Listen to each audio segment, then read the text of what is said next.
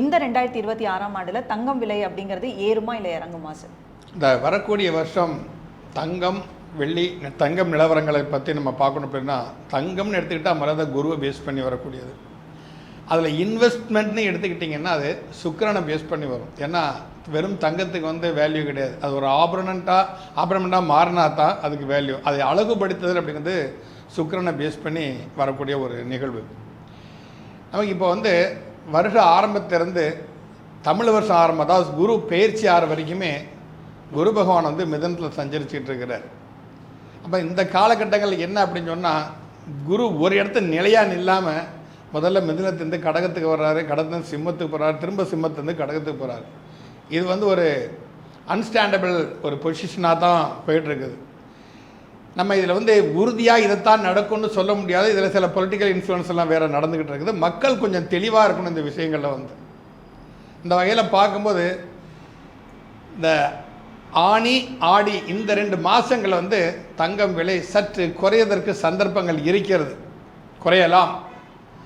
அது வரைக்கும் நீங்கள் பொறுமையாக இருந்தீங்கன்னா கொஞ்சம் நல்லாயிருக்கும். பட் சித்திரை மாதம்லாம் எடுத்திங்கன்னா கொஞ்சம் ஏறுமுகமாக தான் தங்கம் இருக்கும், அதில் மாற்றுக்கிறது கிடையாது. ஏன்னா இந்த புது வருடம் பிறக்கக்கூடியது பராப வருடம் பிறக்கக்கூடிய ஒரு காலகட்டம் ரிஷப லக்னத்தை பிறகுது. அந்த ரிஷப லக்னத்துக்கு அதிபதியாக சுக்கிரன் 12 போய் மறைஞ்சிருக்கிறார்.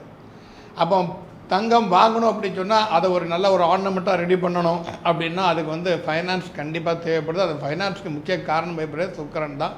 அந்த சுக்கிரன் லக்னத்துக்கு 12 மறைஞ்சி இருக்கிறதுங்கிறது கொஞ்சம் ஒரு பின்னாடி.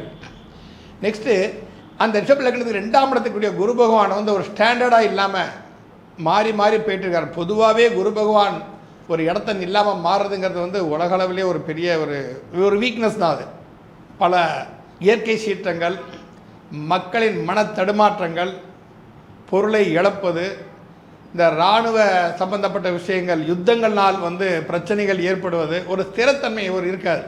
ஒரு காமனாக எதையுமே சிந்தித்து யாருமே செயல்பட மாட்டாங்க. அது அவங்களுக்கு ஒரு பெரிய பிரச்சனையாக தான் வரும்.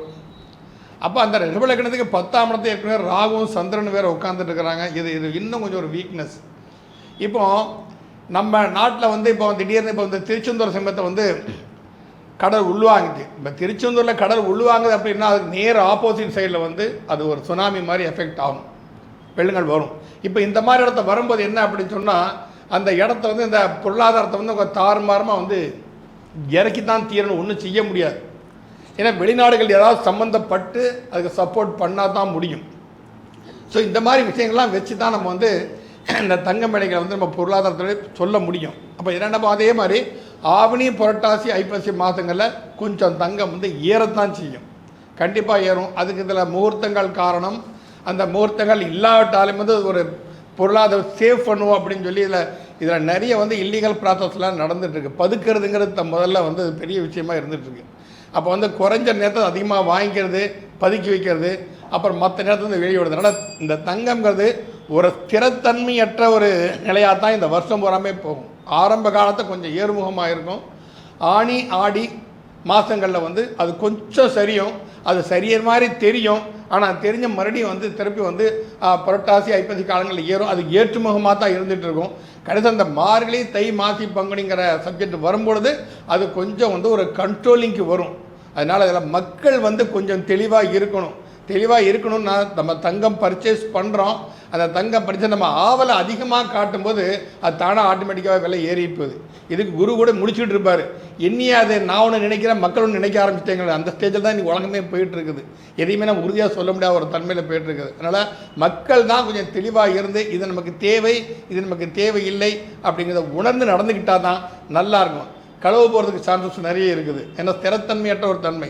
ஏன்னா சேனாதிபதியாக வரக்கூடியவர் செவ்வாய், ஒரு ஆக்ரோஷம், ஒரு வேகம், ஒரு முரட்டுத்தனம், ஒரு சிந்திக்கும் திறனையற்ற விசை, இதெல்லாம் வரும்போது திருட்டுத்தனங்களும் அதிகமாக போகிறதுக்கு சான்சஸ் இருக்குது. அப்போ நம்ம ஒரு பொருளை வாங்குகிறோன்னா, தங்கத்தையே வாங்குகிறோன்னா அது எந்தளவு நம்மளால் சேவ் பண்ண முடியுங்கிறத ஒரு டிஃபென்ஸாக நீங்கள் ப்ரிப்பேர் ஆனால் தான் அந்த தங்கம் சம்மந்தப்பட்ட விஷயங்கள் இறங்கணும். நீங்கள் கண்ட்ரோலிங் வந்துட்டீங்கன்னா உலக அளவில் தங்கத்தை கொஞ்சம் வீழ்ச்சி கண்டிப்பாக சந்திக்கும். அது மக்களுக்கு தான் நல்லது. எல்லாருக்குமே தங்கம் தேவை. தங்கத்தை வச்சு தான் ஒரு நாட்டோட பொருளாதாரம் நிர்ணயிக்கப்படுகிறது. அந்த சமயத்தில் வந்து இது நம்மளால் இதை பாதுகாக்க முடியுமா, நம்மளால் வைத்துக்கொள்ள முடியுமாங்கிறதெல்லாம் ஒரு யோசித்து நம்ம முடிவெடுத்தோம்னா அதில் மக்கள் கண்டிப்பாக தெளிவாக இருக்கணும். இந்த பதிவுங்கிறது மக்களுக்காக தான் சொல்லப்போனால். வியாபாரிகள் அவங்க சௌரியத்துக்கு என்ன வேணாலும் செஞ்சுக்கிட்டே இருப்பாங்க. அதனால் மக்கள் தெளிவாக இருந்து தேவையானதை உங்களால் எதை பாதுகாக்க முடியுமோ அதை மட்டும் நீங்கள் பர்ச்சேஸ் பண்ணினா இந்த விலையேற்றத்தை பற்றியோ இல்லை விலை இறக்கத்தை பற்றியோ யாருமே கவலைப்பட வேண்டிய அவசியம் கிடையாது. மேலும் துல்லியமான ஜோதிட தகவல்களுக்கு நம்ம ஆஸ்ட்ரோ தமிழா சேனலை ஃபாலோ பண்ணிக்கோங்க.